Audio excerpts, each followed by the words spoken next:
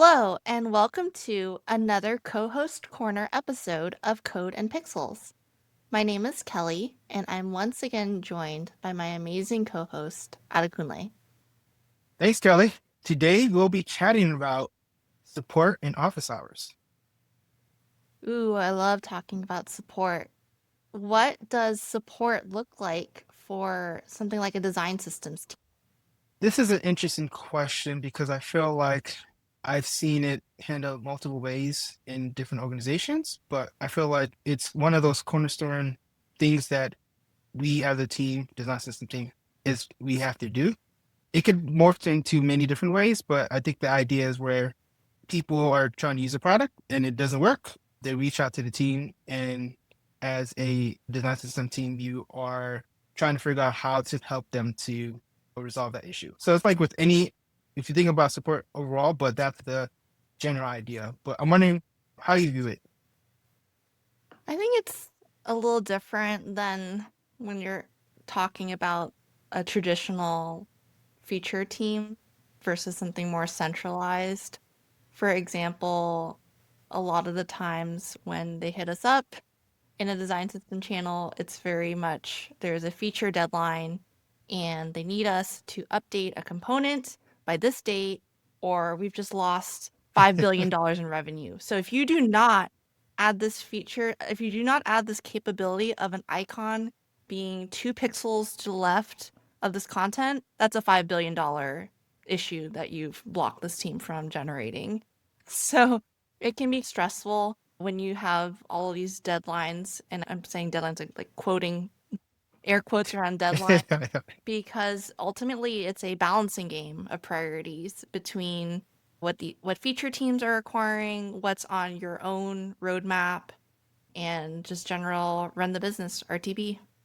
Yeah, I agree. And I always put it in two buckets where it's like, or four buckets. So it's like figure out like how urgent it is, and then also figuring out like, is this something that we do now or later? Because I think in some cases, folks are like, "Hey, I need this by next week," and I'm like, "All right, what you need?" And they're like, "Oh, I need to like do this like random thing," and I'm like, "Oh yeah, that's like something that will take some time to do." So we'll, and I guess it's always based on their timeline, but I think the idea is always to gauge that because if you talk to anyone, and I've seen it in support channels where it's like, we need this tomorrow, and then you find out that they need it like next week, and I'm like, why are you doing that? But it's always a case where you have to ask those questions because you don't want to be too reactive when you handle these issues. That's a good point that you brought up, being too reactive. I've seen multiple times when we get a request and you're just so quick to say, "Oh, of course we can do that," because it might be something trivial, it might be super simple. But I've learned over time to just pause and go, why are you doing that? Because sometimes there's a breakdown in communication. Maybe their designer was working off of like an old version of a component and they see the new component updated and they go, wait, that actually needs to be blue, not green. And in the beginning, you're just saying, oh, of course, yeah, we can change that color. And then it's important to say, wait, stop. Why do you think you need to change the color? And sometimes it's just, oh, I was handed a spec.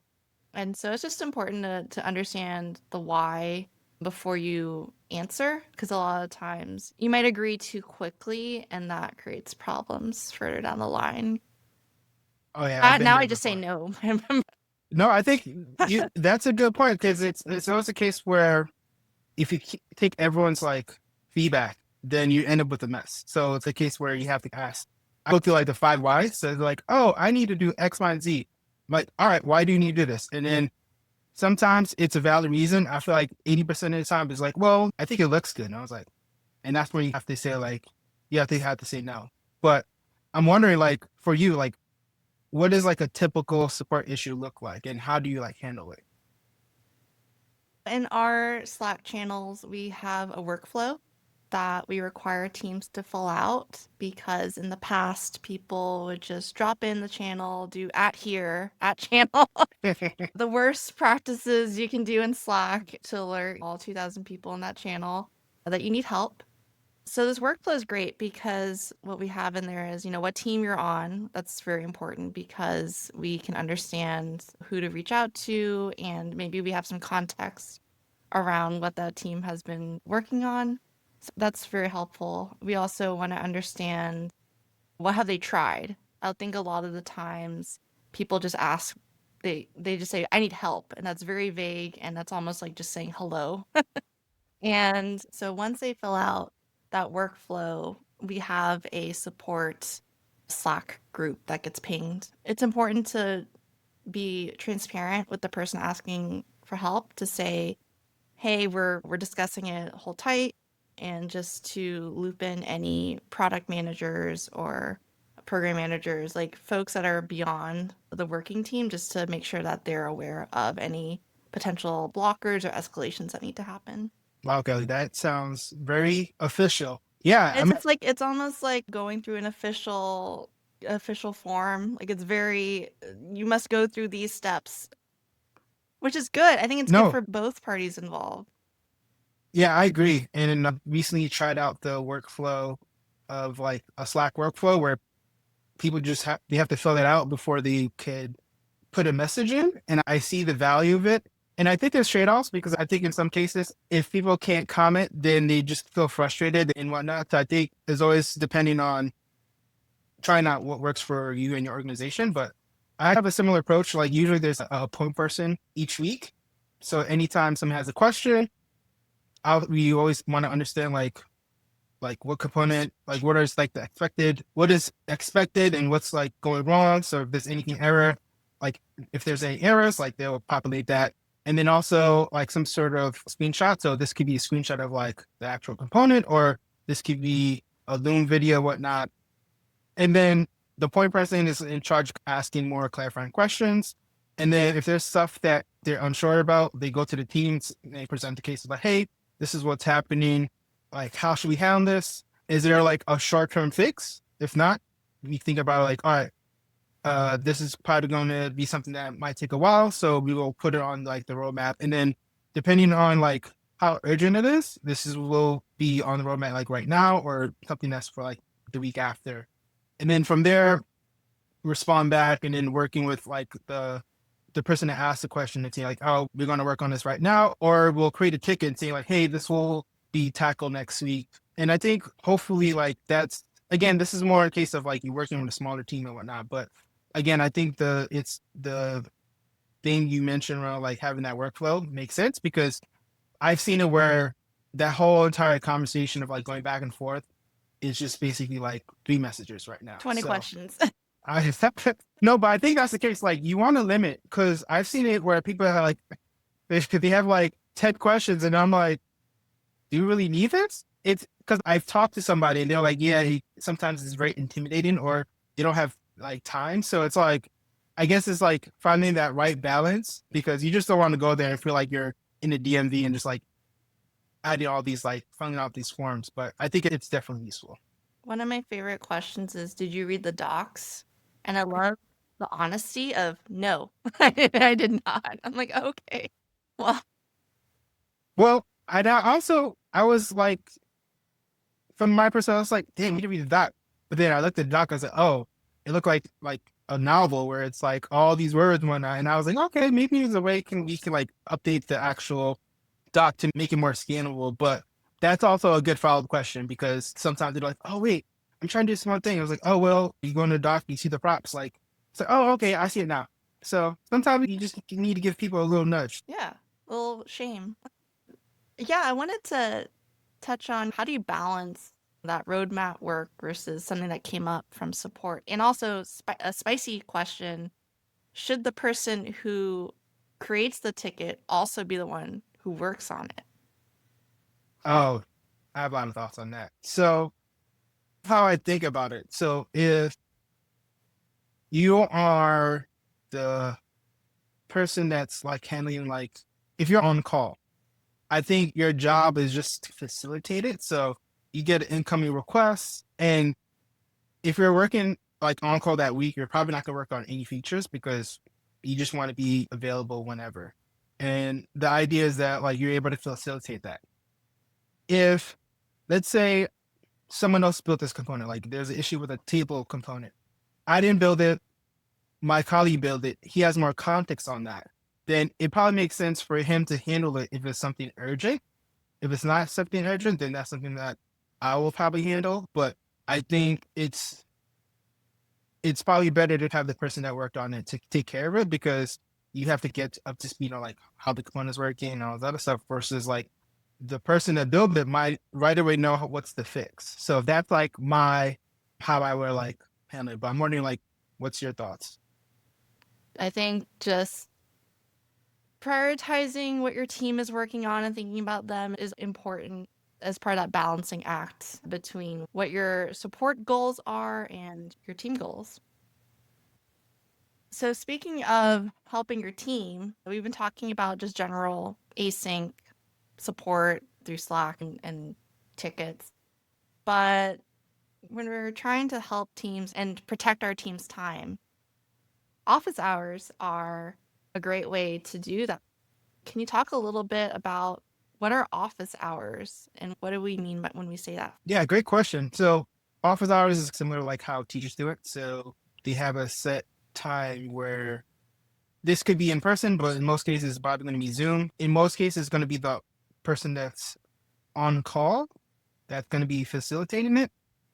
And then people will sign up. And the idea is like if let's say I as a design engineer, I'm the person that's on call, and then I see there's a bunch of like say three signups, and most of them are like, oh, icon or something that's design related, whatnot.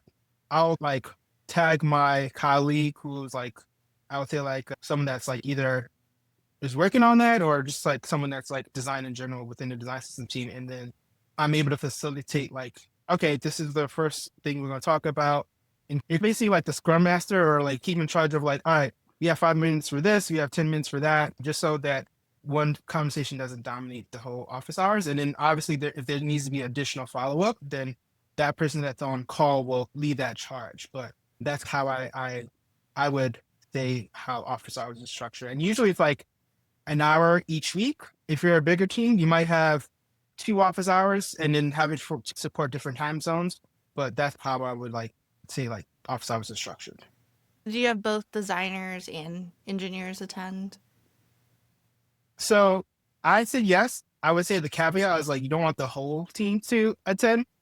One story I had was we someone signed up for office hours and it was like we were a team of six, so like everyone just showed up and then the person they got onto the call and they're like, oh whoa, this is very intimidating. And I was like, oh yeah, it feels like we're judging you if there's like six people.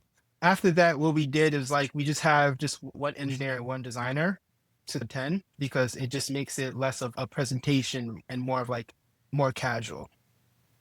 That makes sense. I think I would be also intimidated if I joined and may have six people just going, what do you want? What do you need? Exactly. You're doing it wrong. So when someone's signing up, what's the sign up process look like? So I've done it two ways. One way, I old school, like we just have like a Google sheet, and we have it where we have like a couple of columns. So it's the name of the person, their team, and then what's the type of the problem. So it could be like icons, component, feedback, or whatever like that. And then they have like a short description, and then we'll have a link to any resources, and then we have where it's like how much time they need. And I think that's an important thing because if you're getting like say 5 people, office hours is only an hour, and then some might be like 20 minutes, and another one might be 30 minutes.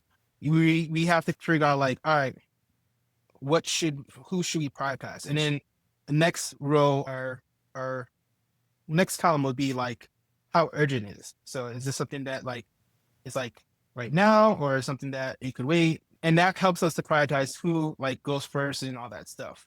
And then if we want something that's more official, I've done it where we use table forms or you can use like Google Forms or whatnot. And that's a good way to have it where anytime someone signs up, it will like alert the internal Slack design system team about like, hey, this is a new sign up and whatnot. So that's the two ways that I've handled. But I'm wondering like, how have you done it? Yeah, I like the priority column. I think it's really useful. For me, one of my favorite things that I've seen is requiring a Slack workflow to be filled out before joining office hours. One reason that's really handy is you have a paper trail, essentially. So you have that upfront context before you hop on the call. I would also say that putting a resolution in for each office hours is helpful, not just for closing the loop, but also keeping your team informed. And also, maybe they didn't know about something, and now you've given them a helpful artifact as well to check out and learn about. For example, I had someone who was asking a question and I didn't know the answer, and so I actually went in and shadowed another engineer who joined the call to learn from them when they were addressing the question. So I think shadowing is an underrated practice, so I'd highly recommend it. And I always try and give the other engineer a little heads up, going, "Hey, I'm just gonna pop in the shadow, like FYI," so they're not just confused, like, "Oh, I thought I was on call." I'm like, "No, like you're good. I'm just here to learn and figure out what's going on." Kelly, you don't have to lie. You're judging them, and you're just secretly judging them. Yes, secret judgments. That's what we call office hours. No. So to wrap things up, we've talked about both types of support, the async support. We've talked about office hours. How do you balance like what gets covered in either one? Because it might be simple just to push everything into office hours. How do you make the call on when something should go into office hours and when to just handle it when it comes up? So I just want to say, like, I try to avoid meetings as much as possible. So I use the Pareto rule for this kind of stuff. So ideally, I want 80% to be async and then 20% to be support. And it should always start async first. And then when it gets to the point where the thread is like, there's like 50 responses and people are going back and forth. And I'm like, all right, cool. Let's just schedule an office hour and then let's like hash it out. And I do like the idea of like resolution because having that paper trail allows us to kind of see like what was the problem and this was the solution. And then if it comes up in the future, then you have some sort of thing to point to. But that's like my strategy for, because you just don't want to have some people show up and be like, hey, I need this new component. I'm like, wait, why? Like, no, there's a process. So we always try to push people to have like the AC help first, and then if there's anything that if it's going back and forth and we're still not sure about a solution, then we hop on like official office hours.